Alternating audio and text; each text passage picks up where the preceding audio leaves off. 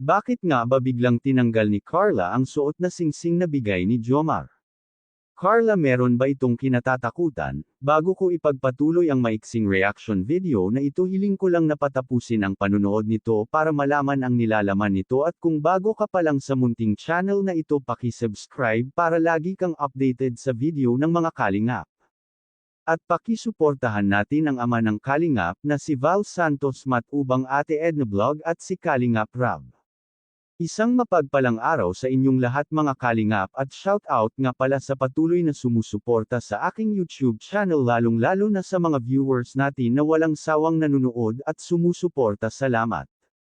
Dahil sa biruan ni Kalingap Rab at tatay ni Carla ay kung magkagustuhan talaga ang dalawa ay walang magiging problema, dahil ang tatay ni Carla ay butong-buti ito kay Jomar.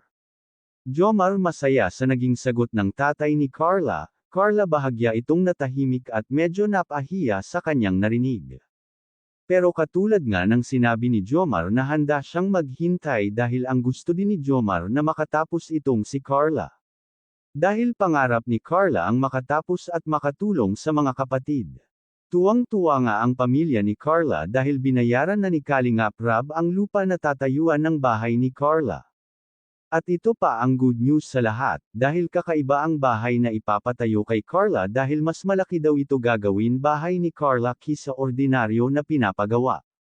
Sa madaling sabi, mas malaking bahay ang ipapagawa kay Carla dahil lagi daw itong trending. Jomar nagulat nang biglang tanggalin ni Carla ang singsing na suot nito, dahil nakita niya kanina na suot iyon ni Carla. Marahil ay tinanggal ni Carla ang singsing na suot nito, marahil ay ayaw ito na makantsawa ng mga K-boys. Pamilya ni Carla tuwang-tuwa nang nabayaran na ang lupa, dahil sa wakas ay nagkaroon na sila ng sariling lupa. Hanggang dito na lang ang update ko mga kalingap, maraming salamat at God bless sa inyong lahat.